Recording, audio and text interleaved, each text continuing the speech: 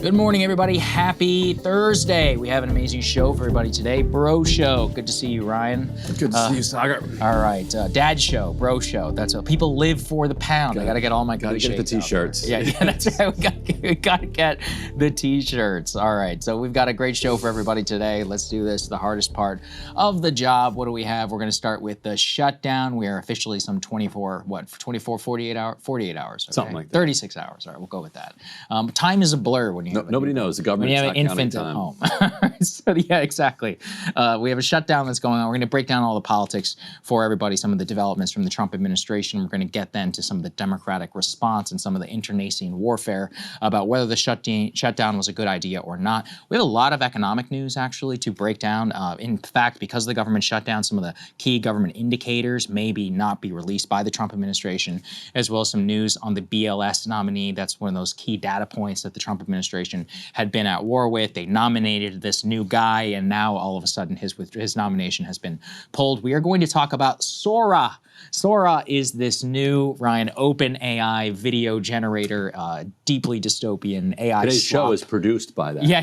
I wish it was produced by Sora. It'd save us a lot of money, wouldn't it? Although the whole point may be, in terms of what we're giving up, what are we getting for all of this? And in particular, the amount of money and power that these data centers, which power this AI, are consuming is astronomical. I knew it was high, and even I did not know what the actual numbers were, including in the state where I live. We're also going to talk about Qatar, and it's funny, Ryan, we're very often accused of being Qatari assets for being critical of Israel, so I do hope that this block will set the record straight. Donald Trump, out of thin air, created Article 5 style protections for Qatar. Why exactly? Because Israel attacked them. Seems better to just constrain Israel than just unilaterally grant Article 5 protection. And also Steve Witkoff. You and I have been joking the last 24 hours. I always kind of thought it was a Zionist talking point that Steve Witkoff is bought by Qatar. I have a little bit of a point, all right? It's like, listen, if he actually had followed through with a ceasefire and a deal in Gaza, maybe we could, it's like, what's a few billion here between friends? But if we're going to be where we are now and you're going to be straight, in some sketchy dealings, it needs to be called out. It needs to be called out. You can imagine being a Qatar, you're like, we gave this guy billions. Yeah. We're still getting bombed. We're still getting bombed. It's ridiculous. Can't even buy good assets anymore. Yeah. That's so good. And then finally, we're going to talk about TikTok, some of the new pro-Israel censorship rolling out across TikTok. And Ryan, you have a TikTok creator who you are friends with who has been massively suppressed in the algorithm. Tell us about him. Yeah, he goes by Your Favorite Guy. He's kind of tutored us over at Dropsite a little bit about how to do TikTok because this is a foreign, well, not only a foreign company, but a kind of used to be foreign in the colloquial sense too, to old people like me and Sagar.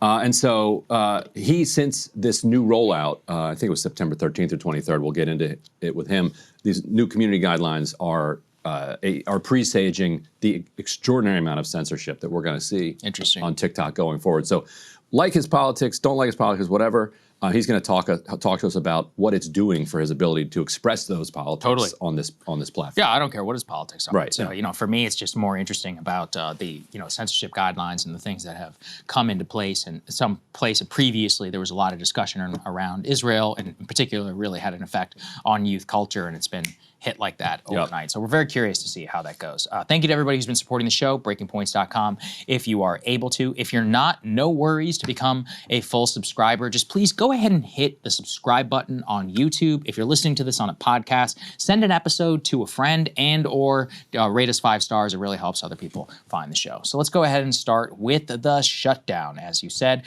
the most consequential news is that the White House is telegraphing rifts or reduction in forces of U.S. government employees, given their unilateral authority on how to run the government when there is a shutdown. Here is the press secretary, Caroline Leavitt, speaking yesterday at a press conference. Let's take a listen. I'm just trying to clarify the timing of these potential layoffs to federal workers. You said imminent.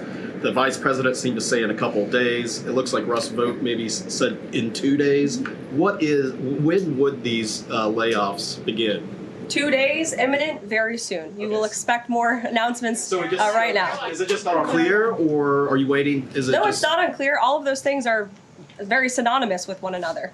These rifts are unfortunately going to happen very soon. Let's fix our policy after the shutdown. Where have I heard that before? Right now, where have I heard of that? From the before? other side, yeah. There's something so beautiful about everybody just switching sides on the shutdown. You know, Republicans shut down the government multiple times. People just tore their hair out over the norms. Now the Democrats are shutting the shutdown. I love it personally. You know, I like to see people be responsive to their partisan bases. But Ryan, tell us a little bit your thoughts here in terms of the messaging wars on the shutdown before we get to Schumer. I mean, I think there might be something to that regarding Schumer. I don't know if it's just AOC threatening to challenge him in a primary. It's just generally this sense among Democrats that he is failing at his job and he's not being tough enough. I've heard of him going into spaces here in D.C. where it's all establishment elite type figures.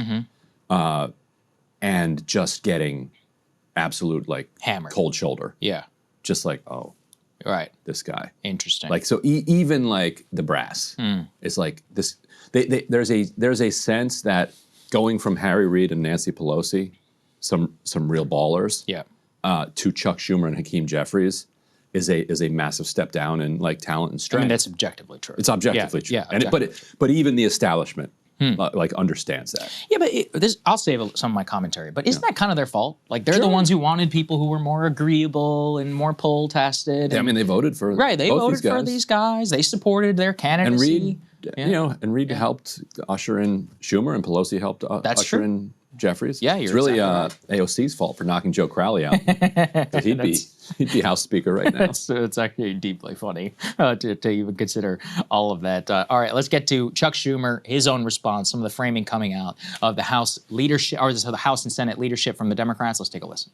What happens on Friday night when the family sits around the kitchen table and says, how are we going to pay the bills, when they see that their insurance could be $1,000 more a month? Health insurance, vital to the parents, the children of the family. What are they going to do? The average American can't afford $1,000 a month or even $400 a month. The average American is going to say, what the heck happened here? And we Democrats are going to be there every day, every hour. Senate, House, groups that care about healthcare, hospital groups, healthcare groups, research groups, and letting them know this didn't have to happen. It happened because our Republican colleagues wanted to give tax breaks to billionaires and cut their healthcare. So, Ryan, they are going all in on the healthcare message. We've talked about it here quite a bit with Crystal. It does, obviously, it's the most poll tested. I mean, it's a legitimate issue. Not even just legitimate, it's a deeply important issue. Obamacare subscriber here. For you, too. You're like, come on, Dems. I'm just, I'm like, maybe it's like a sly thing where I'm like, it wouldn't be so bad. You know, if they got what they wanted, it'd be nice, especially, with the new addition here to our family plan. The question around it is this going to satisfy the Democratic base for some of the stuff that they want to stop Trump on? It's not really about healthcare, let's be honest. They just want to, kind of throw a wrench in the government. And then the secondary question is, can the Democrats withstand what the Trump administration is going to do? So, for example, let's put A4 up here on the screen. I'll get your reaction. Russ Vought, who is the OMB director, says, quote, roughly $18 billion in New York City infrastructure projects have now been put on hold to ensure funding is not flowing based on, quote, unconstitutional DEI principles. More info to come from the U.S. DOT. He specifically there was talking about New York City, what is it, the 2nd Avenue subway line, as well as another infrastructure project that is currently being funded by the government. And so you see the direct targeting here of New York City. And I can combine it here with A5, just so you can tell us a little bit about some of the states. Nearly $8 billion in green, quote, green new scam funding to fuel the left's climate agenda is being canceled. Projects are in the following state: California, Colorado, Connecticut, Delaware, Hawaii, Illinois, Maryland, Massachusetts, Minnesota, New Hampshire, New Jersey, New Mexico, New York, Oregon, Vermont, Washington. For the life of me, Ryan. Pop quiz. Pop quiz class. What connects all of those states? For the life of me, I cannot figure out what is in common with all these states. They have capitals that have 3 syllables. There you go. Right. That's got to be it. Right. Not that they all voted for Democrats in the in the national. Too. Yes, that too. There it is. What do you think about the way that these establishment Dems are going to handle this, right? Because they already lost a couple in terms of the vote. So how many do they actually need? They need like 7 more. But they need 3 more. Something. Sorry, 3 more. Yeah. They need 3 more to come along with them. You've got the government, New York City, obviously being targeted because of Chuck Schumer, the rest of the Democratic states to put a lot of pressure there on the senators. Of course, reduction in force. You got Democrats who have a lot of veterans for the government, like itself, for the bureaucrats. Are they really going to sit by and allow, you know, tens of thousands, hundreds of thousands to be fired and eventually cave? I don't know. I mean, that almost seems worse to me from a Democratic base perspective. So what's your read currently on the situation? Right, and I think, and we can put up a 6 as well, because this goes to it. Is reporting from Capitol Hill saying that a gang of moderates in both parties, they're starting the age-old gang process in search of a deal centered on ACA subsidies. What this means basically is that you'll get enough Democrats sitting down in a room with enough Republicans that if they all agree, they can, no matter what the leaderships want to do, they can break the logjam. And so I think this is where it heads, because from Democrats' perspective, the base and Schumer, they just want to show that they put up a fight. And now they've kind of showed that. And if they can get something, then they can move on and say, we're going to fight on this another day. Schumer's strategy here is very clear. And I get it. Like in January, you, and I'm talking about all of you, and particularly Sagar, are gonna, get hit with if you're on the exchanges, which is about 20 million people. Yes. The subsidies go away, and boom, all of a sudden, your affordable payment for the Affordable Care Act is now deeply unaffordable. Not that affordable, by the way, but yeah. But it's more affordable than when they strip the subsidies away. And Democrats want the public to know why that happened, and they're hoping that this big storm that they're creating now will then remind people, okay. So they're hoping, I think, that they make enough of a storm, and then once you've done that, you've kind of scratched all the different itches. You still have this fundamental philosophical question that actually, speaking of AOC, goes back to her debate with Joe Crowley, where she had gotten Crowley to say that ICE is fascist, and then she'd be like, but then why would you vote to fund a fascist agency? Which it's like when... That's why a lot of politicians don't want to call what's happening in Gaza genocide. Because once you call it a genocide, you can't fund it. Right. On what planet can you fund a genocide? And what planet can you fund a fascist agency? So Democrats have said this is an authoritarian crackdown. This is the end of the American Republic. Oh, and here we're going to fund it. That is just a... That's what they did earlier. Right? So, I get they it. get killed, so they have to do something. Right. But then doesn't it seem as if shutting it down for messaging purposes only to cave in a couple of days, isn't that worse, right? And how would Schumer and Jeffries and them handle it? So again, to explain just a little bit to people, the House bill is already passed, right? You only need a couple of senators to buckle and to just vote for the, quote, clean CR or whatever to go through, and then you're done. And so the majority of the Democrats could stand against the bill, but if a couple of the, quote, moderates do, well, you still lost, and that's going to affect the national party at a major level. And maybe they get, and it'll be interesting to see how they work the details out, because, you can make a deal around the subsidies, pass a clean CR, and then try to implement it in the next thing, but then you're at the whim of Republicans again. So you have to get it passed, but then Johnson and Republicans in the House would have to then agree to it, which goes back to a question I've been wondering from the GOP perspective. Why fight this, actually? Well, they don't care about deficits anymore. But why not just say, okay, fine, you know what? These subsidies going away would suck for us in an election year anyway. Fine, keep them.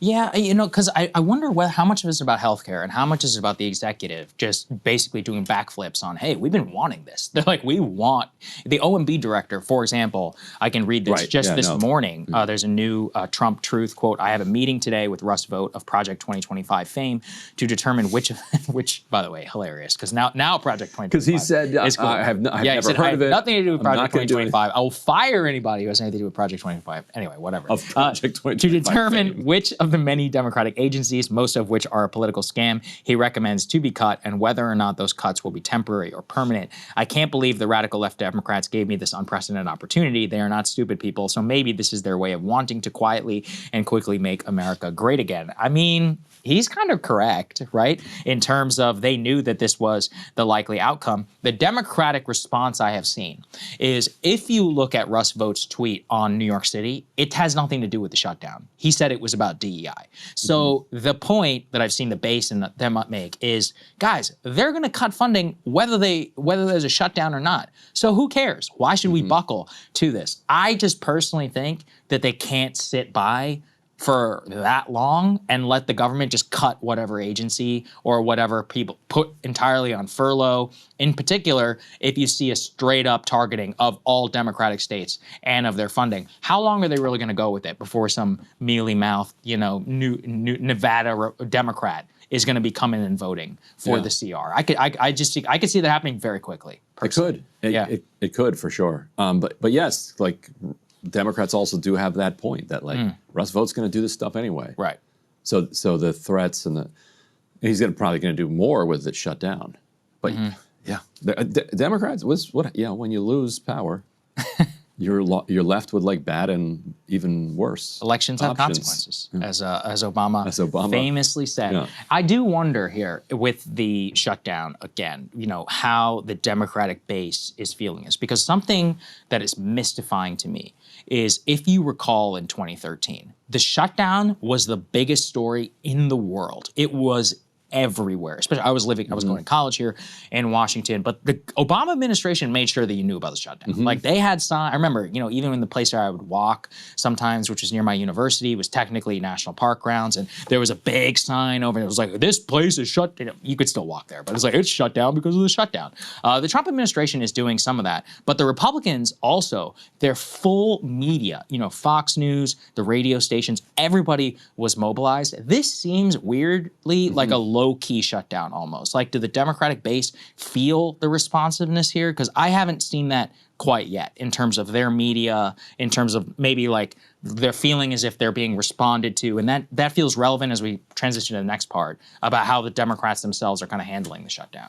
Yeah, and while you were in college there, I was actually on pool duty with Obama. Oh, wow. When that was going on. And I remember sprinting up the Lincoln Memorial steps, because he went up and did an event at the very top of the Lincoln Memorial steps. I beat all the rest of the pool reporters because they were totally out of shape. That's a good feeling.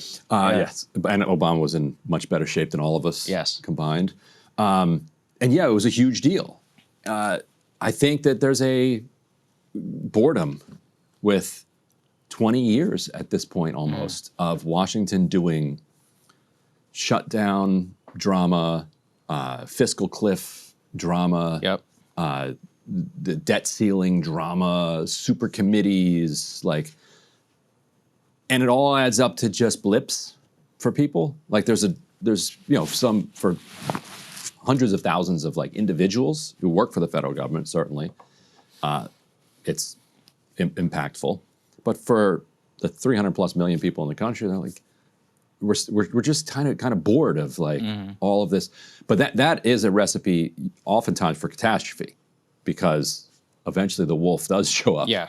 Even if you have been crying wolf a while. So people kind of learn the wrong lesson from that fairy tale sometimes. It's like, or whatever you would call it.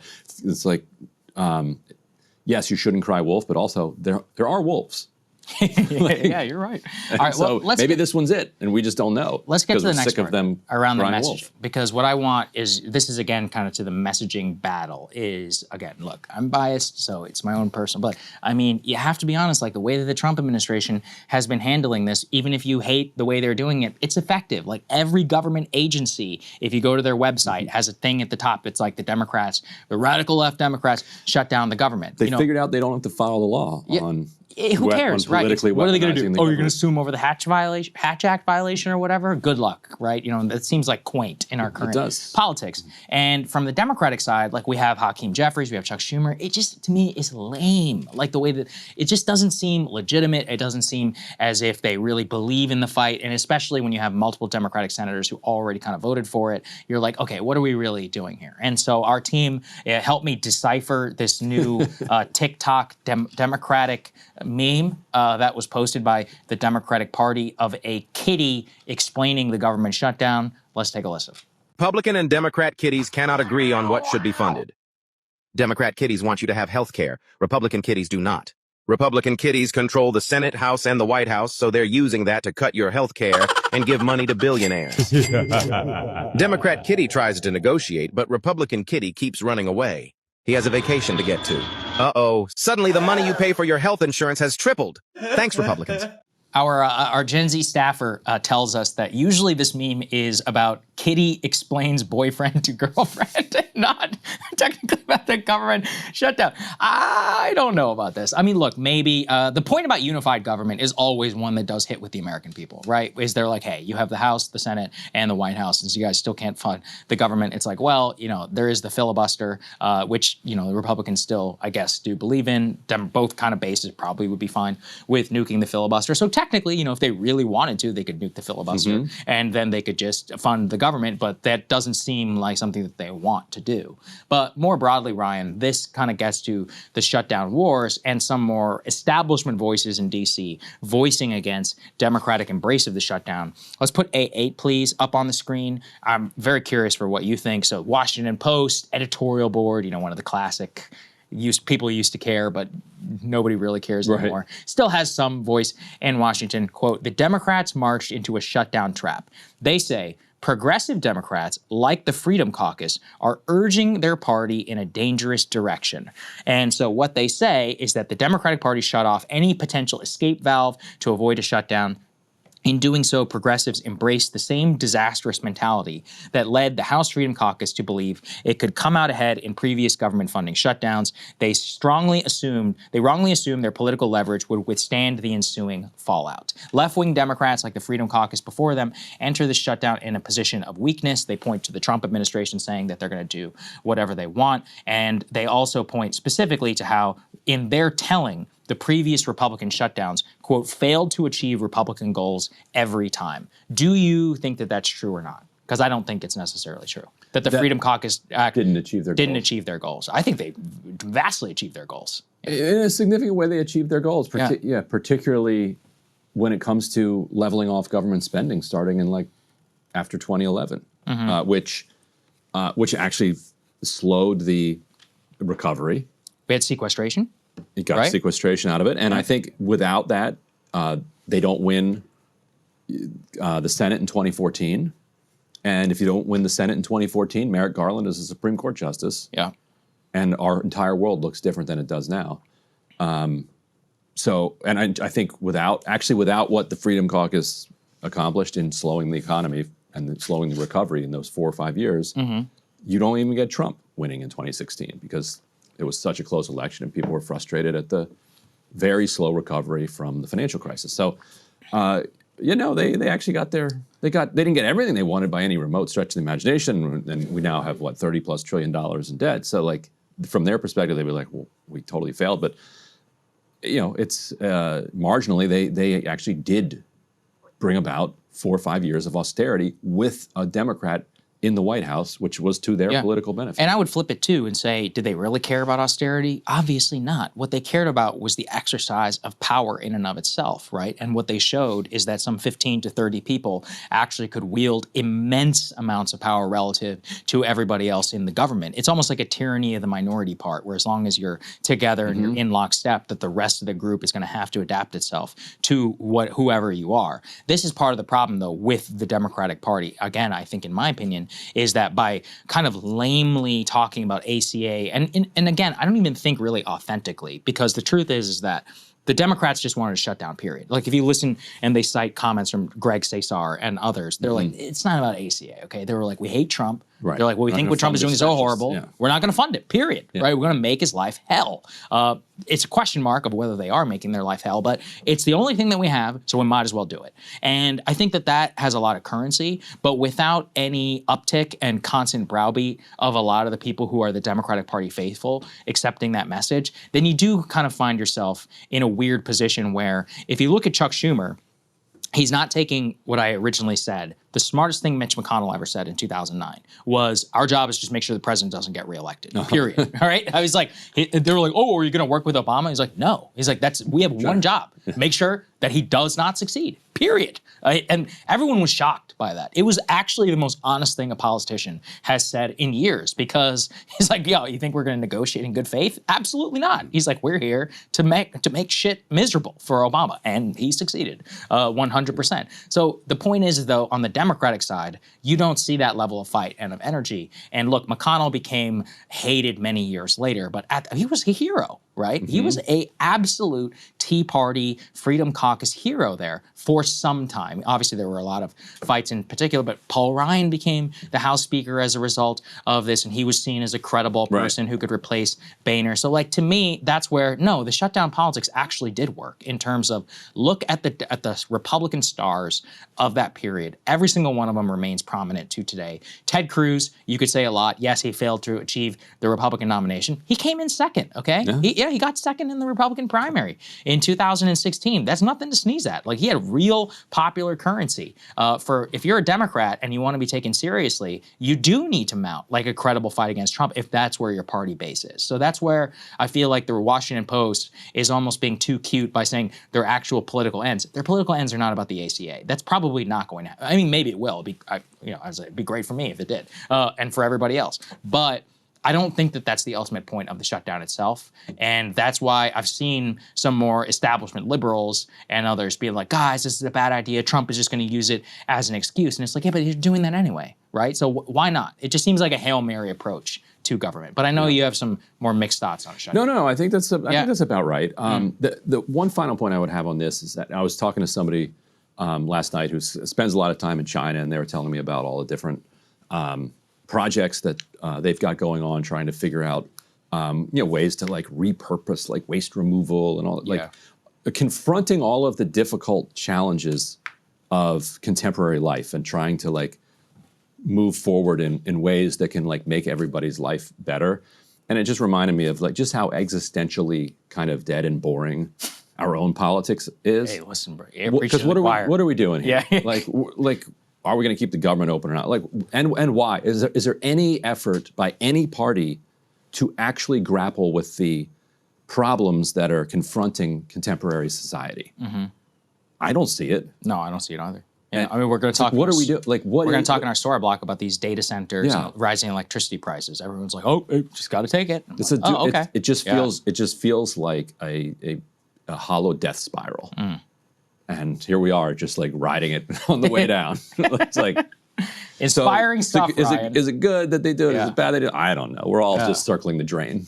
Listen, I'm with you, right? Chinese century it is. All right, Yes. I might as well embrace it.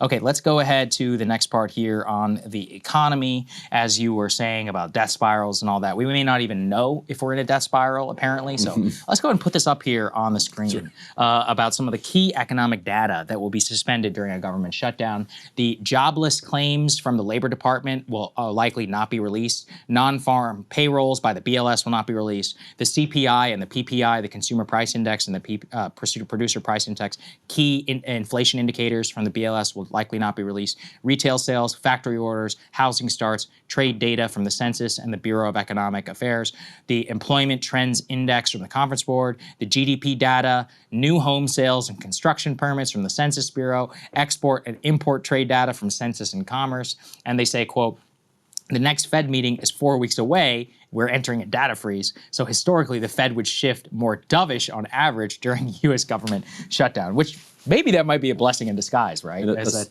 the Fed would become a little bit more dovish. But a source of mine at BLS said that one BLS official is listed as essential. Wow. So that's one. It? Yes. that's out of crazy. about 2,000 people. Should we that work explain there. the essential thing for people for non-Washington Yeah. So people? if you're deemed to be an essential employee, then you have to keep working. Yeah. Doesn't mean you get paid. Right. Yeah, no one's getting paid. Right. Right. But you do have to keep working. But you have to keep working. Yeah. So there's one dude, and it's not apparently, I guess, the guy who just Mr. got fired. Antoni. We'll talk about him in a second. One dude or woman who is deemed to be essential.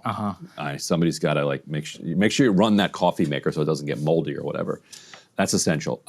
And so the BLS every day, its thousands of employees are collecting and analyzing data from businesses and other entities around the country. Like this data does not just appear out of nowhere. Like it has to be produced. It has to be found.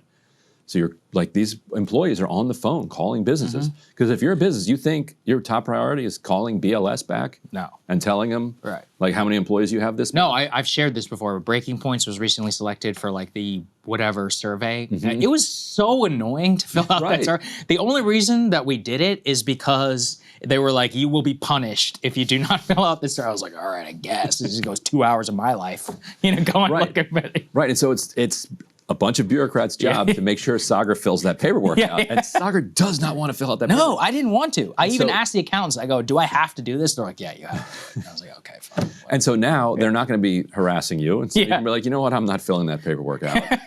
And so we'll be flying blind into the Fed meeting and elsewhere. Because once they come back, then recollecting, getting it started is a lot harder. And the accuracy, Trump was very frustrated by all the revisions. Can you imagine what kind of revisions we're going to be looking at for these coming months? Yeah, government shutdowns always cause just kind of crazy disruptions in service and, exactly. Anyways, and also, by the way, that's why the market usually reacts negatively. Although yesterday, for some reason, the stock still went green. We'll talk about that with the AI block as to what's actually driving the economy. But we had some very limited data before the government shutdown we can share with you. Let's put this up here on the screen. This was from ADP.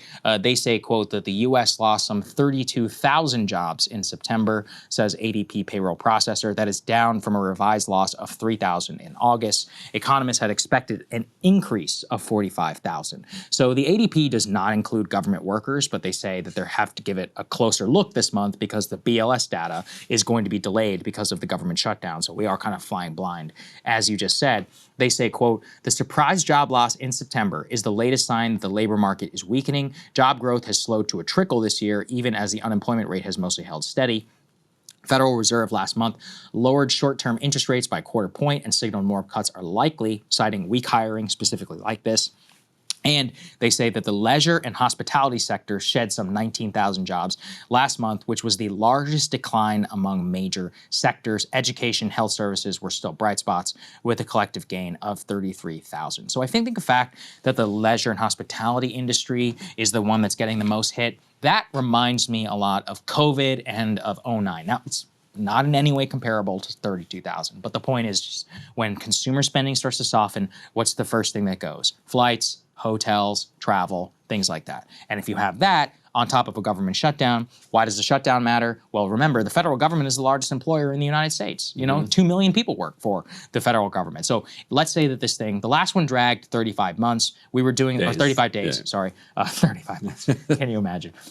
35 days. We were trying to do the math on the number of missed pay periods, but that's a lot of money. I mean, the average margin for the median household income is somewhere between $500 to $1,000 for an emergency. So 2 missed pay periods, you're really starting to cut into credit card debt and to some other issues. I mean, we could put the morality or whatever of that aside and say economically, that's usually not good. That means it's like, okay, we're not eating out, we're not buying gas, we're making putting most stuff on a credit card, hoping that stuff eventually, when we do get paid, we can back pay our mortgage, our rent, etc. So that's a difficult situation.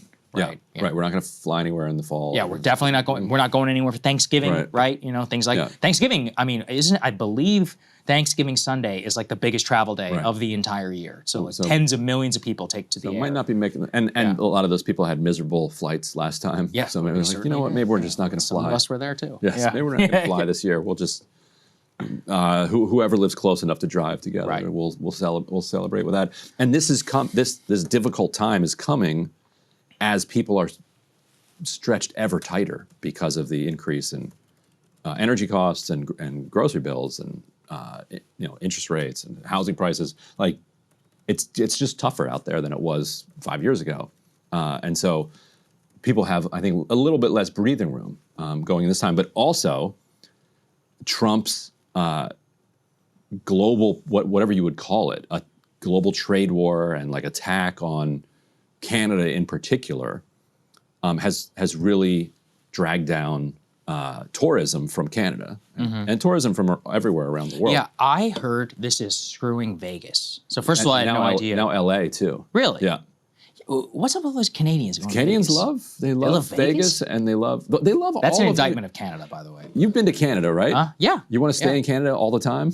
No. Okay, exactly. I'm not Canadian. Closest country, United States. Yeah. And so they come down here in droves. Yeah. They go to Florida, they go to Outer Banks, You know, they go this to is Vegas, starting to they make go sense. to LA. They're snowbirds. That's what it is. Yeah, of okay. course, it's All right. miserable. That makes sense. All right. Yeah. Okay. And so if you're in Canada, wouldn't you rather be in LA? Sure. Yeah. So yeah, definitely. Instead, the Canadians are like, you know what? Screw it. We're not going to LA. So where are they going? A lot of them are staying home, and then Oh. I think they're going to Europe. I don't know what else they're doing. That's a good question. Maybe they're going to Mexico.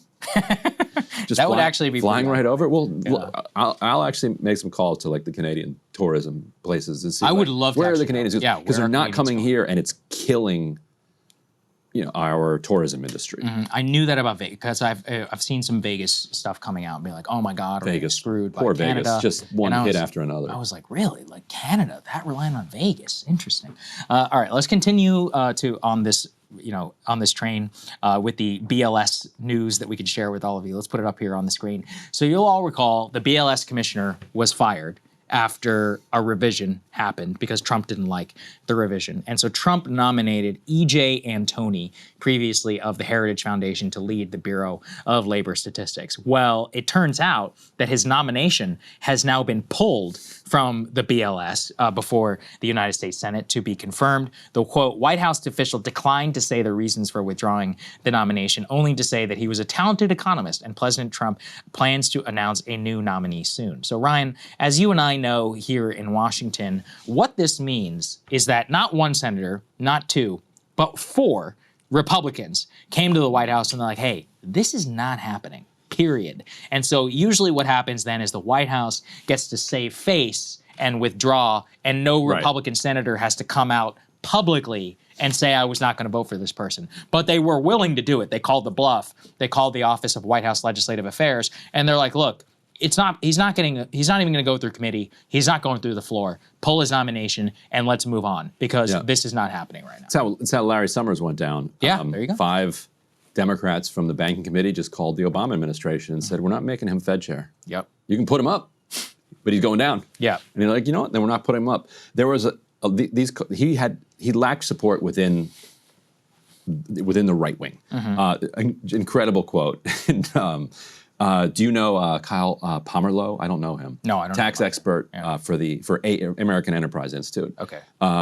He wrote on Twitter after his nomination, he wrote, quote, there are a lot of competent conservative economists that could do this job.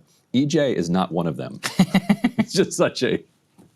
Very bitchy. And I just and that's a baseline. He's just saying he's just not competent. Yeah. So it wasn't a ideological problem. And the BLS had a bunch of problems after he was named. Like, remember they were like, oh, by the way, we're not releasing our data. Yes, yeah, that's right. No explanation. This is like last week or the week before, like data's late. And Wall Street is just not used to BLS having data late. Like Wall Street trusts BLS data, and they trust that when they say it's going to come post at 8:30, it posts at 8:30 precisely, and they're sitting there with their trigger fingers ready to trade on it. Yeah. Oh, not even their trigger fingers, but they're like fake algorithmic trading models are ready to start trading. And to have a guy who's like, wait, we're not putting the data out on time. Right. Get out of here. Inconceivable. right, to Wall Street and to others. That's a good point. I hadn't thought about that, but you're right. Last thing here in terms of the White House and the economy, we can put this up here on the screen. The Supreme Court has allowed Lisa Cook to keep her job for now. For those who were not tracking, Lisa Cook was one of the members of the Federal Reserve Board. Is a member of the Federal Reserve Board, who was not going along with the Trump administration's desire to cut rates sooner than as soon as possible. So Trump and the administration accused her of mortgage fraud based on, what is it? Within the executive, they're technically allowed to fire people, quote, for cause. And so basically one of their, the Federal Housing Administrator, Bill Pulte, went out and found this thing which she allegedly purchased a home for as a vacation home, something like that, some sort of vacation, or some sort of mortgage fraud technicality. Based on that, Trump said that she was fired. This led to a showdown with the Supreme Court over whether A, whether the charges are legitimate, and B, whether that qualifies as being fired for cause. So the court, in a brief order, quote, deferred a decision on the Trump administration's emergency request to remove Cook from the bank's independent board while the lawsuit challenging her dismissal proceeds. So this is going to take a while, at the very least till January. I think that all of this goes forward. It's going to center on the legitimacy of the charges over Trump's own executive power, but at the very least, for now, Trump is not getting the total control of the Federal Reserve Board that he wanted. Yeah. So there you go. Right, but he did get his little rate cut. Quarter point, right? So it's not, he wants a lot more, right? And so, I mean, I want a lot more, to be honest. I still think it's crushing a lot of our economy. All right, we're turning now to Sora. Some of you may have seen this. OpenAI released a new video generator. And while it's cool, I guess, you know, a little bit dystopian, what a lot of people are missing are some of the backbones of the US power industry and economy that are behind all of this, which are actually wreaking havoc on all of our lives in a hidden way that a lot of people don't appreciate. So let's go ahead and put this up here on the screen. This is new data that has been released and compiled by Bloomberg over consuming the growing share of electricity that data centers are in individual US states. So stick with me and let's keep this up so I can read to everybody what the overall total electricity consumption is on a state-by-state basis. Virginia, the state where I live, 39% of all power consumption is going to data centers, Ryan. 39%. Bro. Probably all of that is federal government, if I had to guess. Well, Amazon and as well, that are all together. But that's an absolutely insane amount of power consumption. The state of Oregon, 33%, Iowa, 18%, Nevada, 15%, Utah, 15%, Nebraska, 14%, Arizona, 11%, Wyoming, 10%, Ohio, 9%, Illinois, 7%, Georgia, 6%, New Jersey, 6%, Washington, 6%, Texas, 5%, North Dakota, 5%. I find it incredibly consequential that smaller states like Oregon, Iowa, Nevada, Utah, Nebraska, traditional, more flyover states, especially Iowa through Nebraska, are being used by a lot of these data centers because it shows that they're picking those more rural areas and they're getting their state legislators and their municipalities to actually give them tax breaks to only because their promise is, hey, we're going to create a bunch of jobs, etc. Oh, you know, we're going to pump all this money into the economy. But the way that our power grid works, which is not a horrible idea, is that, hey, we have regulated public power. Based on that, it's a platform through which all of us get to build upon. Our houses, our businesses, and the costs and the benefits are widely distributed across. It's a floor that the government and our power industry sets so that we can build upon it. And yet, in a scarce power place where we are right now, because we don't have any proper investment or building of nuclear energy. I know you're more of a solar guy. I'm not personally a solar guy. I'm pretty much all in on nuclear. But yeah, I'm all. Regardless, the point is that we don't have a preponderance of power the way that they do in China and in a lot of other places. Even if we were to go all in on oil, we still don't have new oil refineries. We don't have new natural gas rigs. We are in stasis effectively in every state in the country. So in a scarce power world, and in which AI data center usage, power, and investment is a huge chunk of GDP spending, what does that mean? It means that these industries, which have endless amounts of money behind them, come in, build your data center, use an insane amount of electricity. They don't care if the power bill goes up. It does nothing to their bottom line because all of this is fake. None of it is even making any money in the first place. They'll just pay it no matter what. Who's the person for whom a power bill increase is going to affect you? Especially in the more rural areas, the fixed income household, and just general suburban residents. That's why I think it's outrageous to have some 39, 33% in places like Virginia and Oregon, 1/3 to almost 40% of power being consumed by a single industry. We can't be living in the world where everybody else has to absorb all of those increased costs. And it's, again, begs the question, for what?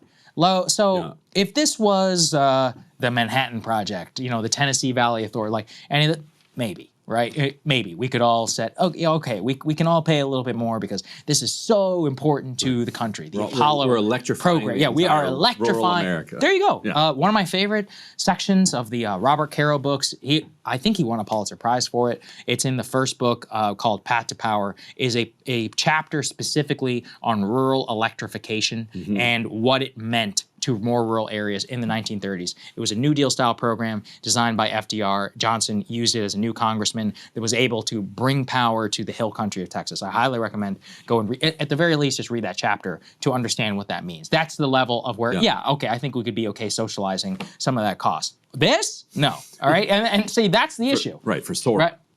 For AI generated slop? No.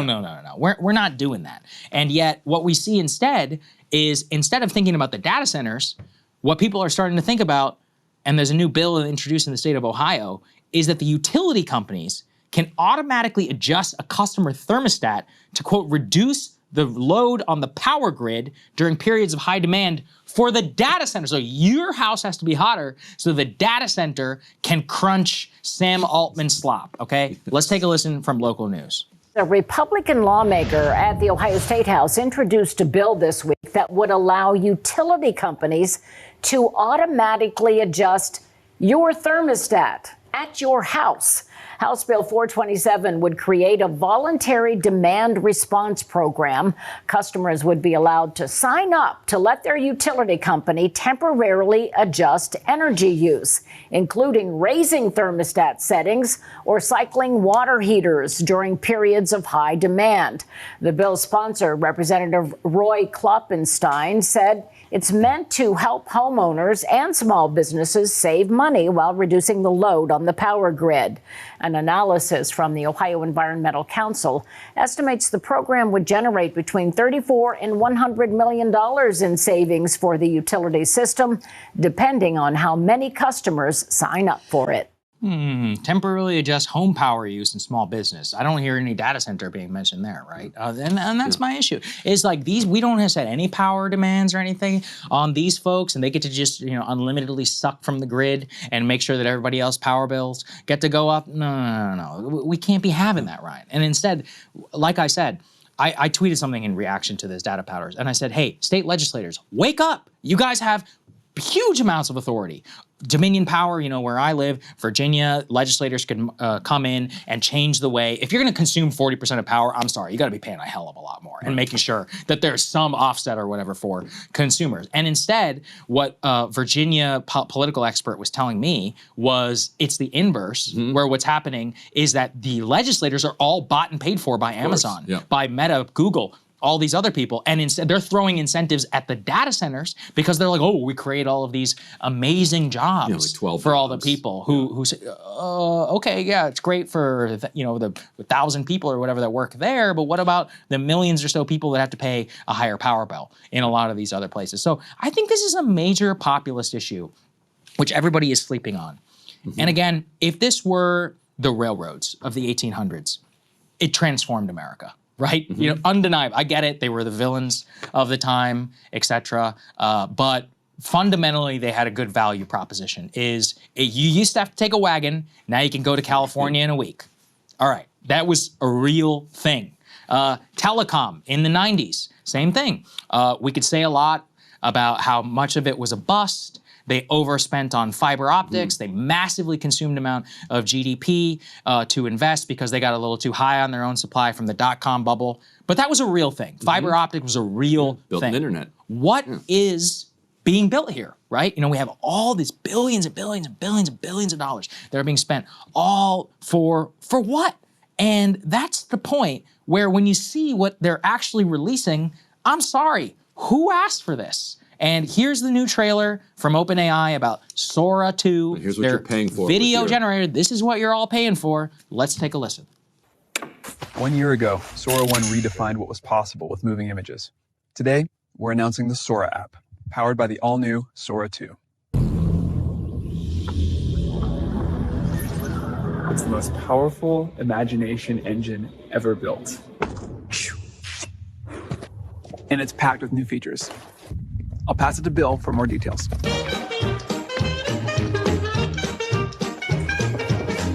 Now every video comes with sound.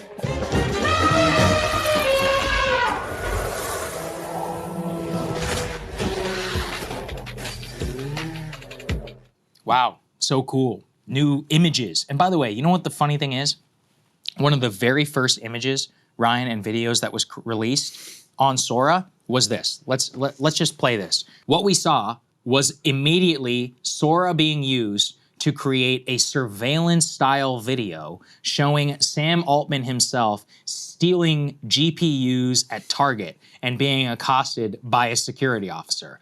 I mean, I don't know. What do you think? It looks real-ish. Like, I could probably tell it was AI. So you basically created Slop video, which will be used for YouTube Shorts and Instagram and all this other nonsense to do for scrolling purposes. And also, you created a technology which makes it unironically possible so that a surveillance video and deep fakes and all that other stuff could be immediately employed, let's say in a matter of crisis.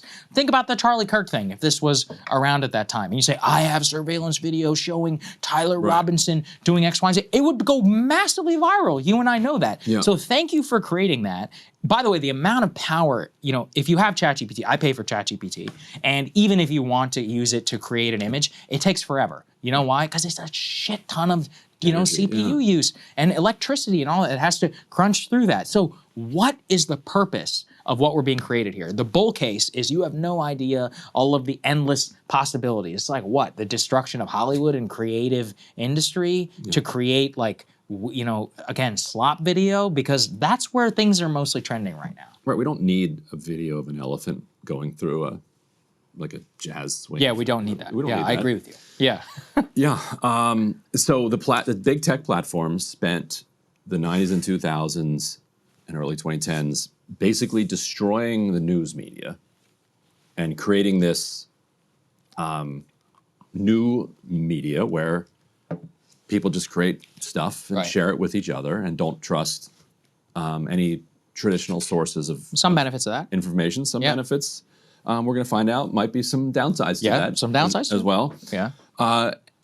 And now that nobody trusts anything and there's no real traditional news media left, they're going to make it so that everybody can just make, authentic looking fake videos.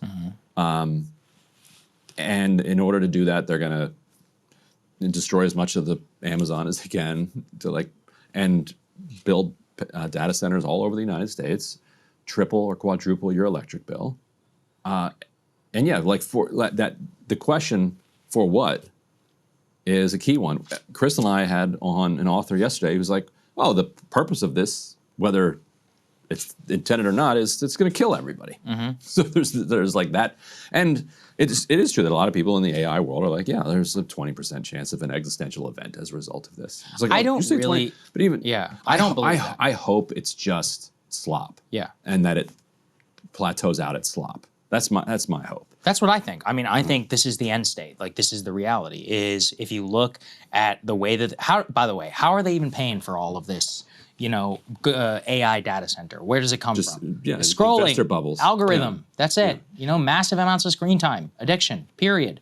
Twitter, Facebook. They all have the same business model. It's just spend as much time on platform as possible, sell as many ads as possible. That's it. And so that's how they're paying for this for the AI data centers, for the project, with the hope that you get artificial general intelligence. But the end state seems pretty simple. AI, to the extent that it's used in the workplace, is for shit that nobody thought is game-changing. Oh, it summarized my emails. Awesome. Summarize my note taking. You know, I've talked previously, because I actually know people who work in like really big corporations. And I'm like, tell me about how you use AI. They're like, oh, it's great. We cut out the entry-level workers. I was like, so that's it? And they're like, yeah, that's it. You know, we use Microsoft Teams, lets me summarize my notes, and then we send that for an agenda.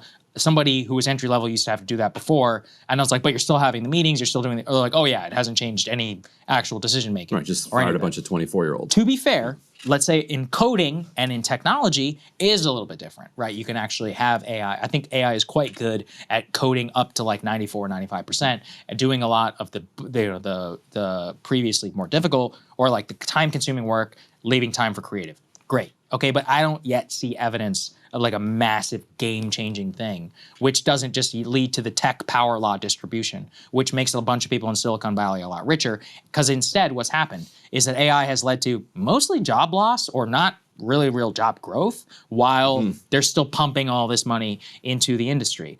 Plus the data center question, it just leads to this thing where like, what are we all doing here? You know, for what? And I don't think people understand, if it were not for AI data center spend, GDP would be contracting. Right. The only reason that we have increasing GDP we're numbers, in a recession. Otherwise, you're exactly right. Yeah. And the data bears all of this out. We've played it here on the show many times before. Is without the data center capital expenditure from the technology industry, there is no GDP growth. And in fact, I was just reading this morning, one of the consequences of the 1990s telecom boom, like the amount of money that went into that, is that what private capital all understood in the 90s, there's only one way to return money in the middle of a mania or a craze, is to invest in the mania or the craze.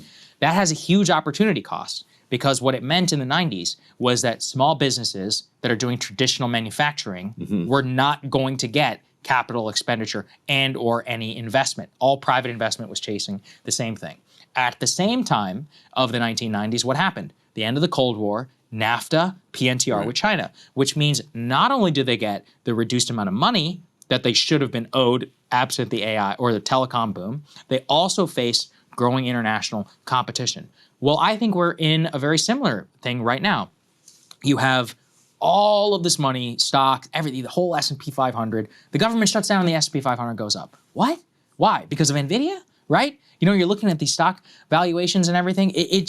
None of it makes any sense. And then at the same time, with the Trump administration's trade policy, what you have is a chilling on domestic investment in manufacture, which means, again, any money in the economy that people have to spare is just going towards this AI. So I know this is kind of tedious, but there are serious implications for all of us, not just in terms of, let's say you own a small business, you wanted to buy a new tractor or whatever, and you're owned by private equity. Well, private equity doesn't have a lot of incentive to make sure that you're buying a bunch of new construction equipment. They would much rather go in and invest in some AI startup or something like that. That's a real effect. And then add the Trump trade stuff on top of that. It's a real problem. Yeah. Yeah. Yeah, and when that bubble pops, because even the like Zuckerbergs of the world think that the bubble will pop. Their argument is that it'll pop and it will be like the railroads and it'll be like the telecoms, that it will have left behind. Yes. The infrastructure you can build something on top of. So the bubble pops, bunch of people get washed out. Zuckerberg, as he said, that'll create a lot of opportunity to buy assets at low cost. So he continues to then concentrate his market power and then builds it up from there. But that's Zuckerberg and others are baking in a financial crisis as like an inevitable result, just a when, not if. Financial crisis means nothing to somebody worth 150 billion, right? 150 and no, 75. it means something. It means cheaper assets to buy. Well, yeah. Good, great point. If you're worth 150 billion, workers. Even if you go in half to 75, that means nothing to you. If you are 100,000 and you go to 75,000, that means a lot to you, right? Okay, so like that's the point that these people never seem to quite understand, is that the people who suffer from these financial bubbles are not the people who cause them in the first place. By the way, our producer Griffin has been flagging some of this weird Hollywood stuff to us. Let's go ahead and put these up here on the screen. So there is now a new AI director. The Italian producer Andrea Ervolino has unveiled a feature helmed by a virtual auteur. And what it does is that the Fellini AI would be housed inside of his company, which would act as a, quote, human in the loop supervisor and producer who guides and monitors the technology. And, quote, you can imagine a future in which only 1% of humanity still works, transforming labor into a symbolic ritual, while the rest of the population lives in the freedom and leisure produced by machines. The logline states for this new AI-produced movie that the last workers become the final masks of a humanity that resists the insolence of labor.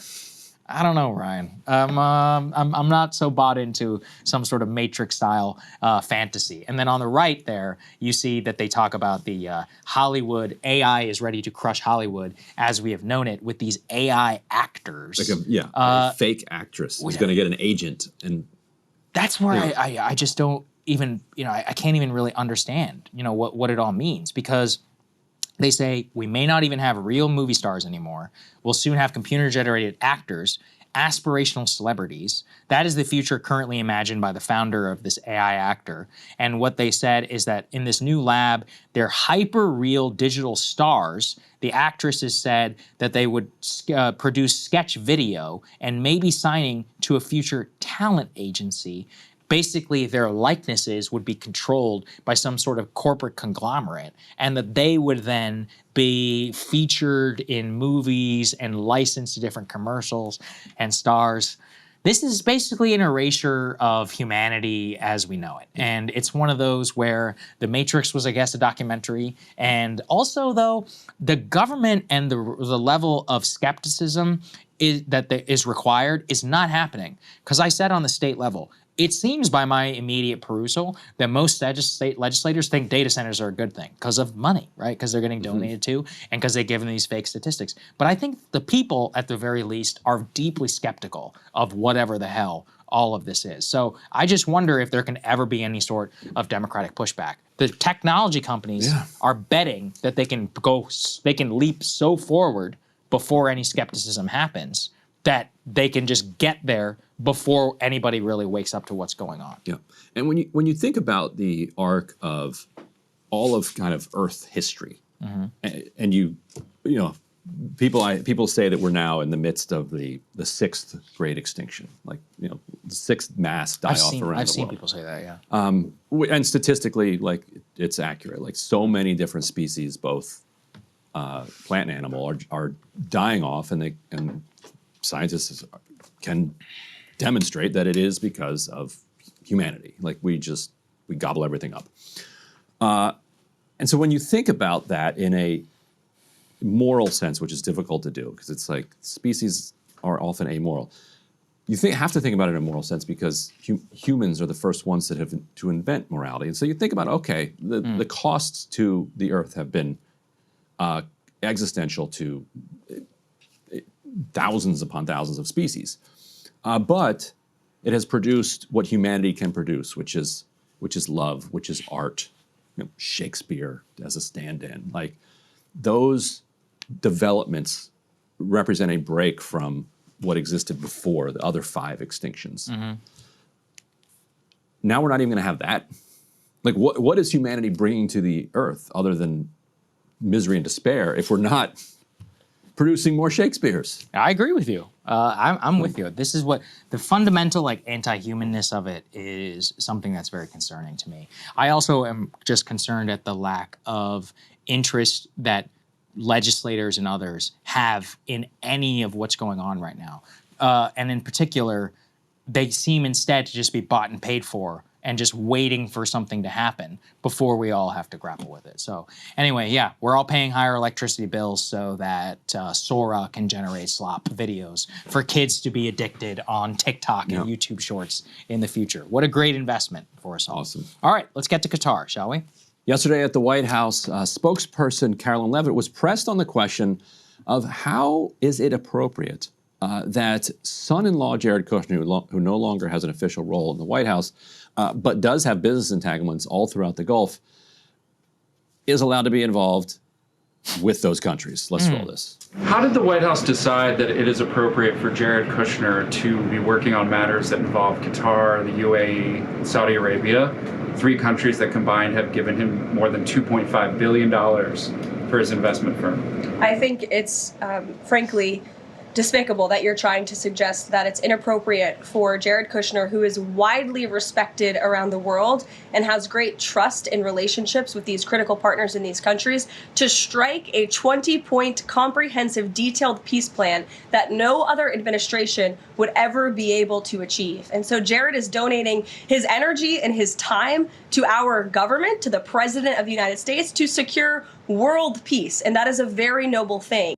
20-point plan has not actually been accepted yet by Palestinian factions. We're waiting on word on that. Jeremy Scale at Dropsite has a good story, interviewing a top PAJ official and others or top Hamas official on where they stand on that. But setting that aside, there's something so deeply instructive about the Carolyn Levitt finding it offensive to even suggest that $2.5 billion might influence Jared Kushner's objectivity. Well, he's widely respected around the world, right? He's very widely respected around the world. The elephant in the Middle East has been Steve Witkoff, who is friends with friends and probably frenemies, because they're both in real estate and development. So they're both raising money from the Gulf. So that puts them in both in competition and in some harmony here and there.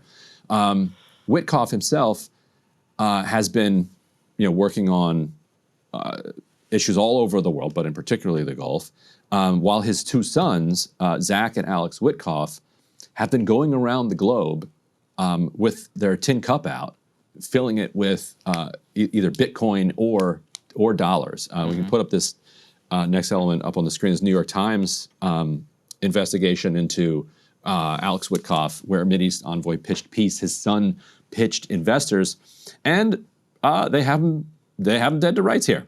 So basically, as Witkoff is working on the ceasefire framework, and with Qatar as the mediator with the most amount of influence over Hamas, Alex Witkoff of the Witkoff Group, which also has Steve Witkoff as a member, like Steve Witkoff sold some of his shares, but is still an owner of the Witkoff Group. Even if he wasn't, it's his son's. So you're not delinking that. Yes. But he still is literally an owner of the Witkoff Group. So his son Alex goes to the Gulf and hits up the Qataris and says, "We want money for the Witkoff Group. Like, give us money for these investments." And the Qataris confirmed it. The history here is very instructive. In 2017, when Jared Kushner was actually in the White House, his company went to Qatar to try to get a bailout for their 666 Fifth Avenue property. So in 2007, Kushner at the time bought, I think it was for $1.8 billion, the biggest Manhattan real estate purchase in history. And then like the next week, the bottom fell out of the real estate market, and the Kushner family, because of this Jared Kushner folly, was looking at destitution. The loans were coming due, just 10-year loans. The loans are coming due 2017. He goes to the Gulf as he's a White House official, hits up the Qataris for money. They look at it and they're like, this is a terrible investment. And they turn him down. They thought they were getting an investment offer. It was not, this was not an on the up and up commercial transaction. This was a shakedown. Within weeks of them saying no to this, the UAE and Saudi Arabia nearly invade with their actual militaries. Instead, they launch a blockade. Yes, I remember this. On the economy of Qatar, which had a base with 10 to 20,000 service members. Rex Tillerson immediately comes in and slams Saudi Arabia and the Emiratis, saying, what are you doing? These are our allies. We have a base here. You cannot blockade this country. Jared Kushner comes in, and all of this has since been reported and was reported at the time by us. He comes in and says, oh, no, it's fine. We're siding with Saudi Arabia and the Emiratis over the Qataris here. That blockade lasted all the way through the Trump administration, badly damaged the Qatari economy. Only when Biden came in did they finally lift it. And I talked to a very high-level official from Qatar who said, if we had known what the cost was going to be of saying would've no to the Kushners, we would have paid it. We wish we had paid it. Yeah. So that sets up Witkoff. And so although Kushner, day 2 of like his post White House time, gets a $2 billion investment from Saudi Arabia into this, which we've extensively talked about. private equity fund, which is, there's no evidence they've invested any of it. Well, and you remember, Ryan, that the internal documents released by the New York Times, they were like, this isn't a good investment, but we're going to do it Kenny because... Clips got some of those documents. Yeah, they were like, well, we're going to do it because of the state power involved. $2.5 billion is nothing, you know, paid for level of influence in the potential future next administration. Right. And of course, Jared Kushner was present at the press conference with Prime Minister Netanyahu and Trump talking about the Gaza-Lago future development, which he, of course, has been pitching privately since before the November 2000 election. Right, exactly. And so when, and Kushner actually instructed the Tony Blair Institute back in the spring, Times of Israel just reported this, instructed Tony Blair Institute to come up with a post-war plan for redevelopment. And then Trump puts Tony Blair. I did not know that. And, that's crazy. And Larry Ellison has given or pledged $350 million to the Tony Blair Institute. Wow. So this is an Ellison project over here. And so that is the context for when Alex Witkoff is going to Doha asking for investments. They understand that this is not here's a pitch deck and we think that, you know, you're looking at a good, you know, 4.5% to 5.5% return on your investment. It's a nice little country you've got here. Real shame if something would happen to it. And so the Witkoffs are deeply in bed with the Qataris, which goes to the point that you were making at the top of the program. You get the Israelis complaining a lot about Witkoff's relationship with Qatar, and it's like, okay, you know what? Yeah, we're going to give it to him. As they say in Ireland, fair play. Yeah, we're giving it to him. Yes. To be fair, the Qataris say that they did not invest actually in the fund, at least this specific time. They do note, quote, as recently as May, the Witkoff Group did receive some $100 million from a financial trust that is run by the private equity firm Apollo Global, which is partly owned by Qatar. They're going to find some way to not piss them off. The Witkoff family's relationship with Qatar traces back to the first Trump administration, including Steve Witkoff. By the time Trump was back in the White House, the relationship had evolved, and the Witkoff Group saw Qatar as a, quote, go-to source of funding. Now, the current White House is defending it, saying this is a smear of Steve Witkoff. They say Qatar has used its $557 billion sovereign wealth fund to amass global influence in the U.S. Focal point has been real estate investment, and that they have pounded more than $4 billion into the Manhattan real estate market alone, including the Plaza, the St. Regis, and a stake in the Empire State Building. Now, this has basically been a Gulf project now for some time, right? This is the Witkoffs, Jared Kushner. This gets to the original question. But what I have not stopped being able to think about is Jeremy Scahill in our reaction to the Trump deal. He was like, look, Trump has an enormous amount of dollar signs in his eyes. And that's part of the reason that this deal may get done. And I was like, oh man, that is dark. Yes. To think about in terms of why his own personal influence may want to see something like this happen. And Jared Kushner's presence there is not a surprise. By the way, all of this is a lead-in to an extraordinary diplomatic development that is honestly insane. Let's go and put this up here on the screen. Trump has now given Qatar a, quote, unprecedented security guarantee after the Israeli attack. He says, an executive order signed by President Trump Monday would provide Qatar a security guarantee with conditions similar to NATO's Article 5. Everybody keep in mind, NATO Article 5. By the way, I have a lot of issues with NATO, as anybody who watches this show knows. At the least, NATO is ratified by the U.S. Senate, okay? Right. There's a legal process through which we all agree, I guess, that we're going to die for North Montenegro, or Macedonia, or whatever. Stupid, in my opinion, but whatever. It's still ratified by our democratic process. Well, this is just by executive fiat that the United States will have similar Article 5 protection.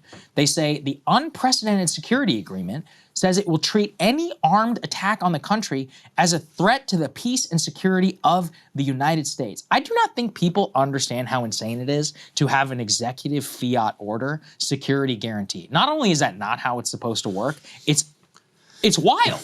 And it's one of those where, look, to the original premise of the question, does Qatari influence on the Trump people's orbit have anything to do with this. I cannot rule that out. I cannot rule that out at this time. Right? I mean, can you imagine how pure a soul you would have to be for billions of dollars not to have any influence on you? Right, of course. It's just nonsensical. People are swayed by like a free app. Mm-hmm. You're exactly right. Appetizer, not a free app on your phone. Free app. Well, probably a free app. Probably a free app on your phone too. You're exactly right. Yeah, it's like, you know, getting a $2.50 discount at Starbucks is enough to like cause a line for the drive-through everywhere. It's what, billions of dollars? Not going to have any impact. I mean, I think it has not come under nearly enough scrutiny. Right now, it's mostly the pro-Israel side, which is furious with Trump for giving this security guarantee for Qatar. But this is the issue with the entire U.S.-Israel relationship. Trump brings Bibi here. He's like, you need to call and apologize. And Bibi's like, okay, you know, whatever, right? He calls and he apologizes. They released the photo of him apologizing. Releasing the photo of Trump holding the phone, and it's great, you know, good optics. But then instead of telling Israel, hey, don't ever do that again, we just invent some NATO Article 5 thing for Qatar to get them to serve as the mediators. Isn't there a much easier way to achieve what we're trying to do here? To try and make sure that there's no attacks on Qatar, which is what? Who's causing them? Israel, right? Mm-hmm. Israel bombs Iran, which bombs Qatar, or whatever, fires missiles at Qatar, face saving, we all move on. Great, all right? How do you stop that? Don't let Israel bomb Iran. Simple. Don't let Israel bomb Qatar. Simple. Why do we allow this to happen? Yeah, because we have to invent all of these quasi-solutions. Right, and to a singular problem. Right, they don't trust Israel, and they also don't trust us, because there's this gaping open question that says, wait a minute, there's an American military base right outside of Doha. Mm-hmm. How did Israel pull off a bombing if you say you didn't know about it? Yeah. What good is your American military base if planes can just fly in? This is a legit question. And drop Part bombs. of why I don't buy their of course, like there had to be a stand down order, like, because you've got people on the radar being like, this plane is not on anybody's like manifest. What's it doing? It's heading for downtown Doha. And they're like, just leave it alone. We're good. Otherwise, it's like, what are you doing in this country? And so, as Jeremy Scahill also reported at Dropsite, 2 Arab sources told him that Marco Rubio told the Qataris that he could not promise that Israel would not hit them again. Wow. Nobody in the U.S. has reported that because they don't have the Arab sources on that, and of course Rubio's not going to say it. Yeah. But they didn't deny it when we went for comment. And so, if you're the Qataris, how can you not guarantee that? You've just been told. Yes. Trump said they're not going to do it again. Yeah. Rubio, I don't know if they're going to do it. They could do it. They might. Yeah. So then they go back to Trump and they're like, we need a security guarantee. We need this in writing that you will go to war with whoever attacks us. And Trump is like, all right. Yeah, I guess he just didn't really think about it. What, Qatar's got no, they have, you know, like you just said, they're beefing with Saudi Arabia, with the UAE. What are we doing here? You know, this is supposed to come. The Emiratis go after them. Right, exactly. Now we're at war it's with conceivable. The Emiratis. It's definitely conceivable.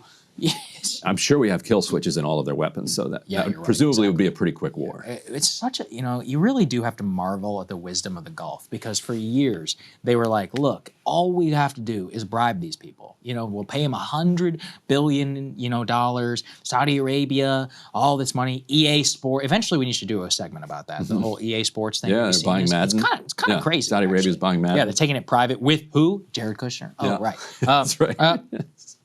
It's like, okay. But you put all this together, and just the way that this is all working, this is nuts. Like, in terms of personal relationship, the White House being like, he's a world respected. No, he's not, okay? He's a joke. Everybody who's ever dealt with him knows he is a complete joke. The only reason that he has any money right now is because of his previous influence with the Trump family. Prior to that, him, his father, and all that, not a great reputation. Everybody knew it. And it's only because of his access to power and potential influence here on Trump that we are where we are. And they're denigrating that. They're signing security guarantees with Qatar. And then this Witkoff thing, as I said, the Zionists have attacked him for a while as a Qatari asset, which they also ignore that Bibi's inner circle is also potentially a Qatari asset. Yes. Whatever. They're not consistent on the point. They took money from Qatar. As honest people here, Ryan, we have to admit, it's not looking good here for the Wyckoff Group and their own potential influence. And this was the most likely way it was going to unfold once the U.S. after World War II was like, we're going to do this in dollars, and we're going to just absolutely flood these families, not even countries, basically. Right. We're just going to flood these families, the Saud family, et cetera, with ungodly amounts of wealth. They're going to then have to have these giant pools of capital that they're going to figure out what to do with. And our political system is going to figure out a way to make sure that they're basically forced to reinvest it all back here in bribes here in the United States. In a moment, we're going to be joined by our favorite guy. That's the TikTok handle for a TikTok content creator who is going to walk us boomers and Gen Xers over here through the new censorship regime that's underway over at TikTok. Related to that, we're going to discuss first the politics of not just the TikTok takeover, but the man who's at the center of it, and that's Oracle founder Larry Ellison, who is the on-again, off-again richest man in the world. He was briefly the richest man in the world when the Oracle stock blew up, went back down, so now he's like neck and neck with Musk and these other oligarchs. But we can put up this new article that I have with Murtaza Hussain over at Dropsite, and the whole story is worth the read because we're getting access to a bunch of email correspondence from the 2010s and the late 2010s that is really opening up a window into worlds that have been occluded for a long time, and there's some really fascinating stuff that we're putting up. So this was to start with. Ron Proser was at the time of these email exchanges that we're reviewing here, the Israeli ambassador to the United Nations. Marco Rubio, who in the email exchange they call Mario Rubio, was a senator from Florida. He had been elected in 2010 as a kind of pretty arch conservative. Like he came up with the Tea Party movement, and he's launching a presidential campaign. So Proser and Larry Ellison, according to these emails that we've obtained and that have not been previously reported, are emailing back and forth about a variety of different things. They talk about having dinner, and then they start talking about Marco Rubio. And Proser says, and we can put up this first email exchange here between them, I had a great time too, Ron, at dinner. I'm looking forward to the next time.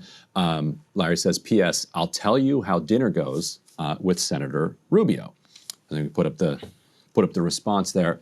Larry, hi, how was the conversation with Mario Rubio? Did he pass your scrutiny? Did you have a chance to talk about Israel? Would love to chat. My cell is. Big hug. And again, thank you for a wonderful evening with you, Ron. A few hours later, Ellison responds in the affirmative. He says, quote, hi, Ron. Great meeting with Marco Rubio. I set him up to meet with Tony Blair. Marco will be a great friend for Israel. So this is 2015. Ellison then goes on to put $5 million into Marco Rubio's super PAC for the presidential campaign. Doesn't work out for him. As we know, Donald Trump gets into the race. Donald Trump wins. Marco Rubio, though, has now since become Secretary of State. Now, so backing up, Larry Ellison, he is an oligarch who has really kind of snuck into our politics. He's played a very effective, long and quiet game, although it's getting difficult for him to kind of escape as much public scrutiny as he has been able to in the past, just because of the sheer dominance that he's been able to display. Oracle is a database software technology that has, because it sells also to businesses, has put itself kind of everywhere in the world very quietly. Even though Oracle's it's not one of the top companies that you think of, but when it comes to its kind of persistence and its prevalence in your life, it's absolutely everywhere. Now, Ellison himself, I believe it was 2017, he made the largest ever donation to Friends of the IDF, which is an American nonprofit that supports the Israeli military. And this line here where he says, I set him up to meet with Tony Blair. That's key.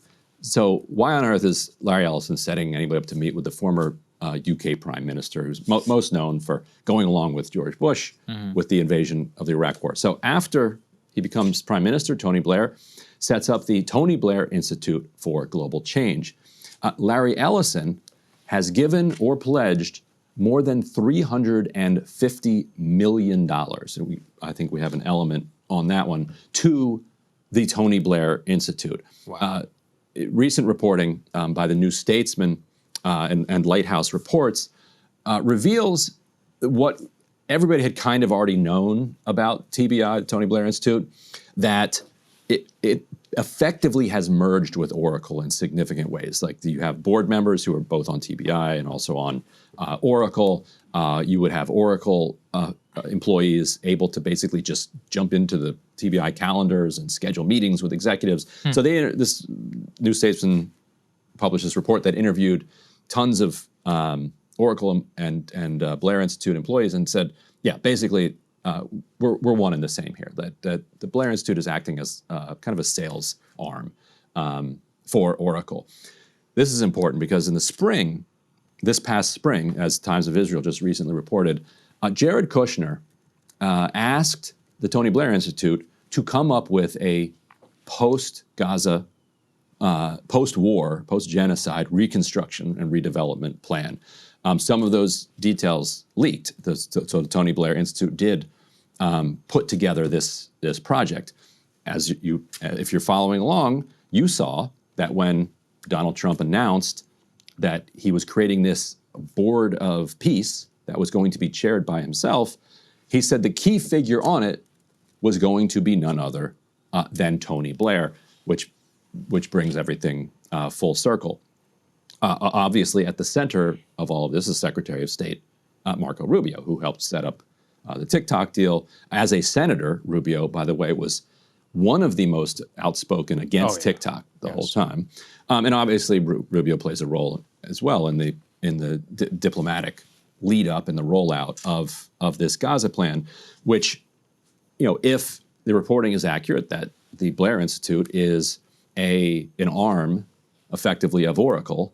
Or is influenced by them. Influenced by Oracle. Right, at the very least. $350 million is going to buy you some influence in a nonprofit. I think we can honestly all say that. Yes. And being in regular meetings, and as this New Statesman reported, effectively it is interesting to me, Ryan. I know there was a lot of liberal freak out about Elon and Twitter. I think the Ellison family is way more effective right now. I mean, let's think about this. Like, we have the TikTok connection now in terms of the the data, which will be processed. You can put up E5 on this one. E5, we can put that up there about, quote, I mean, you can't even make this stuff up. Like, after buying Paramount, Larry Ellison's son now wants to buy Warner Brothers Discovery. This is David Ellison. This is the guy who loves Barry Weiss. Well, this is one of the richest families in the world who is now controlling CBS News, Paramount, Skydance, which is one of the biggest movie studios, Paramount Plus, which means a ton of the red meat content, which is the whole Taylor Sheridan universe, etc. Now they want to buy WBD, so they would own CNN. They would own HBO Max. Now they're going to own TikTok, not to mention Oracle, which is the backbone of the computer data centers of the entire Which already does the data work for TikTok. Yeah. Which was the original Right, deal. is the original thing. Yeah. So put that all together and you're like, hey, whoa. You're like, we've been chasing the wrong shiny object. That's what I'm saying. Yeah. So, leftists, wake up. Elon, yes, he's the villain of old. It's the Ellison family now. Like, it's wild. It's wild.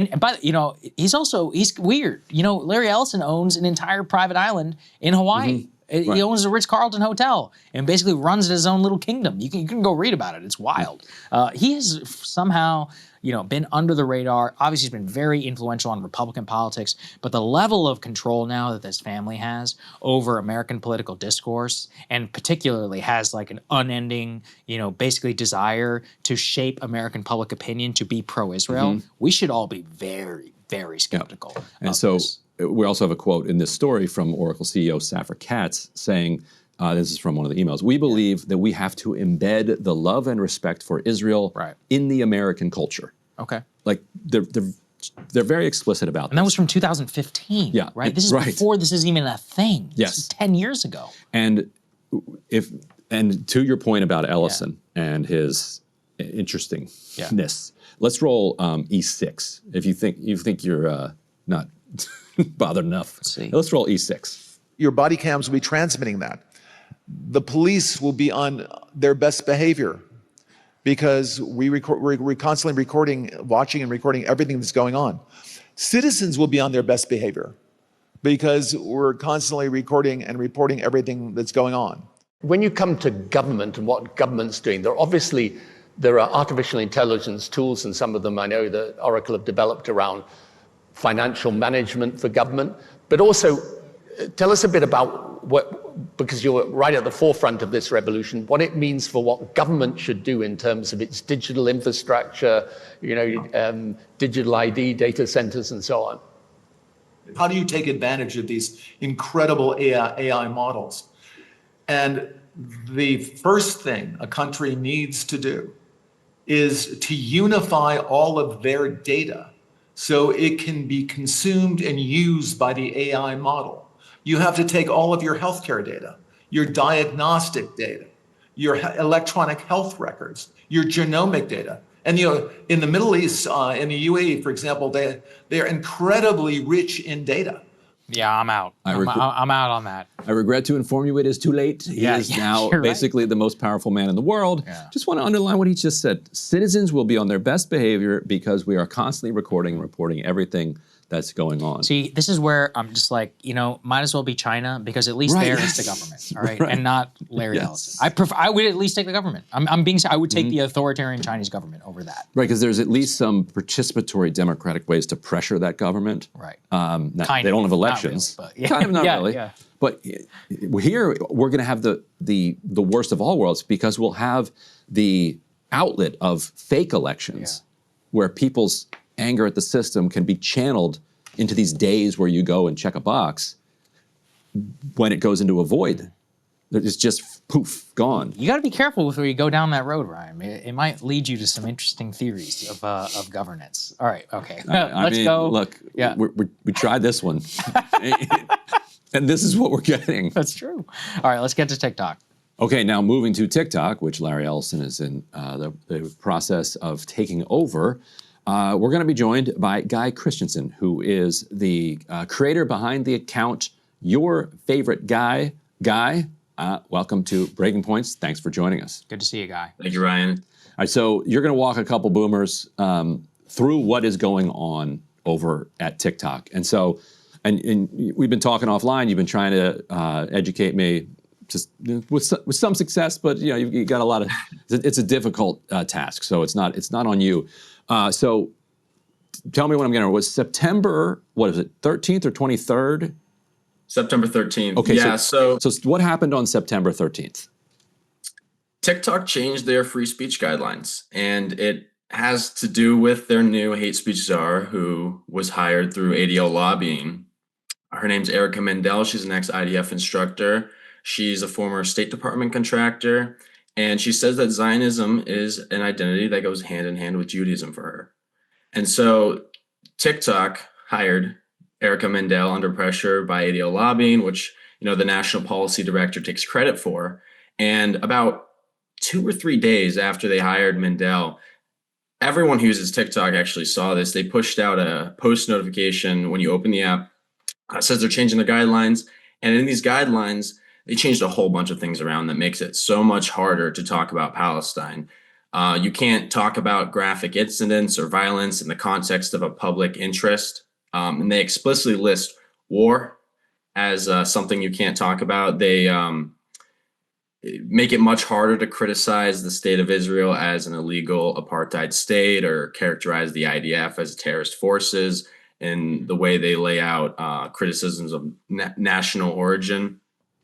I also noticed that it said that if you mention, and I do reporting on TikTok now, and so I will say I'll do this 1 or 2 minute videos where I'm saying okay, this is Hamas is responding to, and I don't even do the I know that some people will say H because they're worried about the algorithm not spreading their stuff. I don't care if it spreads stuff, because we end up then posting the video on Twitter and Instagram, whatever. So I just use all the words. But I will say okay, Hamas has received the take it or leave it ceasefire offer from Trump and Israel. Here is what Hamas is saying. Here's what Palestinian Islamic Jihad is saying. Because I'm a news reporter, and like those are the organizations that are involved in the news. And I saw, correct me if I'm wrong, I thought I saw in the guidelines that every time I mention them, I have to then follow that up by condemning their existence. Is that like, how does this work? That's exactly right. They require anyone who makes videos on TikTok now to explicitly denounce all designated terrorist organizations by the State Department when mentioned in a neutral context. So you can't just say, instead of praise be upon him, it would have to be Hamas, condemnation be upon them. Yeah, you have to. Has said that within 72 hours they will respond to the. That is so crazy. All right, so Guy, I know you have compiled some. Can we have some examples? Can we put these on the screen so you can just explain it again to a boomer like me? Some of these things about why videos are getting taken down. Just walk us through these. So just to put it into context, prior to the September 13 changes, prior to Erica Mindell entering the company, I looked at, before I came on, the past 6 months, what happened. And I only had 2 videos taken down. And since September 13th, it's been 11. Wow. And it's not been that long since, they switched over. So what you're looking at here are notification screens that TikTok sends creators when they remove their videos. And so you'll see on the left, I'm trying to submit an appeal. That was a video where I talked about Max's reporting in the gray zone about Charlie Kirk and his supposed turn on Israel leading up to his death. And, the guidelines make a cutout for public interest. And so I thought I could appeal, but of course not. They took it off the For You page and all feeds, which you can see here on the right, where it says visibility restricted. It's not eligible for the For You feed. That means nobody can see it unless they explicitly open up my profile and go to my page and find the specific video, or else they're not going to see it at all. Huh, that is crazy. Do we have any more guys that we can show here? Put up this next one here. So we have a few more here. There's one here on the right where, what is this one about exactly? This is, again, the gray zone report where I think it was. I think there were multiple videos about gray zone reporting that were removed talking about Israel or Charlie Kirk. And then on the left is actually a screenshot trying to show that there's no option to appeal. So there's no recourse for that. And what about these two? What do we see here? So the one on the left is, you'll see your video is under review and can't be shared right now. TikTok does this thing. It's essentially shadow banning, where they don't actually tell you it's taken down, but nobody can see it.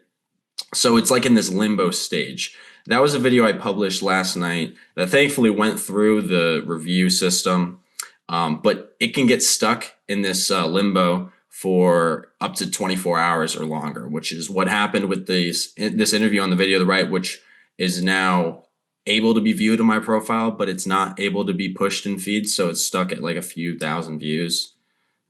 And and this was an interview you did. You were at the ADC conference out in Dearborn, right? So you did an interview there, and then it takes like days for it to post. Yeah. So it went up, and I think it got sometimes they'll let it out in the feed. It got like 100 likes, and then they took it off the For You page, and for I think it was like 36 hours. And what are you saying in these videos that you think is triggering? Well, I mean, I think you've had some controversial interactions with them. Maybe are they like looking at you specifically, or are you saying things in these videos that is triggering something, or both? Like, what do you think is going on? I think that I'm not being targeted specifically yet, as far as I can tell. What all these videos have in common that have been removed since September 13th are that I'm talking about Israel. I'm talking about, AIPAC's influence. I'm talking about Larry Ellison and the attempt to put TikTok under Zionist control. I'm criticizing Israel in some way. And it's the same thing I've heard from my audience, my friends who are creators. Ever since September 13th, they've had the same exact experience. Videos that are, more informational and critical of Israel get removed. Sometimes like comedy videos, lighter criticisms of Israel can make it through. But that's been all of our experience. And I did want to point out that in the new free speech guidelines, TikTok outlines these conspiracy theories that blame quote unquote powerful groups and are likely to undermine public confidence. And I believe that this is the part of the guidelines that they've been using to justify taking down videos criticizing AIPAC, the pro-Israel lobby, Zionist influence in the United States. It's so vague. I mean, that is so crazy, guys. So, I mean, yeah, I mean, the idea that you can't mention Hamas without saying I condemn Hamas is preposterous. How are you supposed to do any reporting, whatsoever? YouTube tried to do this at one point where we weren't allowed to play videos of Trump claiming the election was stolen. And I was like, he does that every time he speaks. Every speech. Like, how can we possibly cover this? And they wanted us to come in and they wanted, say, oh, it wasn't stolen. Right. They wanted us to come in every time. How am I supposed to do that? How am I supposed to do my job? But for you, I mean, I guess, look, at the very least, that was done for our country, right? Here we're talking about a different country. Guy, I mean, I don't know about your career or any of that. Are you going to be able to continue to make a living, you and other creators and et cetera, that kind of rely on this? Like, how is this affecting the entire ecosystem of political creators on TikTok? So I would assume that it's demonetizing everybody pretty much across the board, because another aspect of getting your video taken off the feed, taken off the For You recommendation feed, is that if you get a certain number of these quote unquote violations, or like soft violations, you get like 5 of them in the span of a month, you're kicked out of the monetization program, and you can't get any payments for any work you do on TikTok. So, that's about to happen to me. It's happened to me a few times in the past 2 years as I've advocated for Palestinian liberation. But I mean, how are we meant to do our advocacy when we can't even name the state? We can't reference their crimes. We can't discuss the censorship. And they're like, I mean, there's such a thing going on where you can't talk about Larry Ellison or Netanyahu meeting with American influencers. That's nuts. Yeah, but they can post their videos of talking with Netanyahu. You can't post about it. This is bonkers. What do you think the long-term implications of this would be? Because there's this idea among the Larry Ellison types of the world and Marco Rubio's and others that TikTok and Instagram really did change people's understanding of what was of Israel, because they were able to see the images of what was happening in Gaza, which then implies that there's some world that they are able to create in which people would not be able to see those images. And I'm just skeptical that any amount of algorithmic suppression can fully suppress an ongoing assault of 2 million people on a daily basis. Like, it's gonna get through somehow. And to me, the YouTube, Spotify in particular, remain like the places where people actually go to shape their thinking and their ideology, because that's where you spend more time engaged in thought in long form with this show, or whether it's Rogan or whoever you're listening to. Whereas TikTok and Instagram and the others, that's just kind of some basic raw material that I suspect you could get elsewhere. But maybe I'm wrong, and maybe they actually can lock all this down. So from your understanding of how young people consume media, is there a way that they could actually algorithmically lock all this down? I think that it's pretty scary to see Trump talk about retraining the algorithm in connection with what Netanyahu has said about how this TikTok purchase is #1 for their 8th front, the digital war. It's going to be very consequential. And it's entirely possible that they can, block out all Palestine-related content, all left-wing content. It's possible, but I think that the cat's pretty much out of the bag here in America. If you had come and asked me a year earlier, I might be saying something different, but we're the majority who are here in America who are calling it genocide, what Israel's doing to Gaza. And, I'm talking to people my age across the political spectrum all the time. The one thing I hear come out of every single one of their mouths is the word AIPAC. They know. And so when Israel continues to make these moves and become bolder, more aggressive and desperate in trying to win back the narrative, win back American support, it's only, I think, going to backfire on them. The ADL just got attacked by the right on X. Oh yeah, for labeling. Just called We're loving group. it. Yeah, great. Yeah, I mean, I'm eating it up. Anything to take down the ADL, but you know, every single time they are exposed paying influencers $7,000 a post, and like in that recent FARA release by WikiLeaks and Responsible Statecraft, it just brings more attention on them, and people are not gonna, you know, there's a rapidly declining trust in any pro-Israel voices they do see on social media or on news outlets anymore.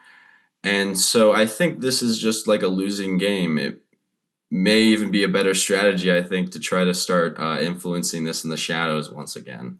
But I don't know if that's possible. Guy, thanks for joining us, man. And please do keep us updated. If you get banned or anything like that, let us know, and we'll keep everybody updated. But very insightful, again, as a boomer who doesn't use TikTok. I actually cannot believe those content guidelines. That is nuts. Wow. All right, okay, we'll see you later. Condemnation be upon you guys. them. Thanks for having me. Thank you guys so much for watching. Thank you, Ryan. There will be a Friday show tomorrow. Everybody enjoy that, and we will see you all later. See you then.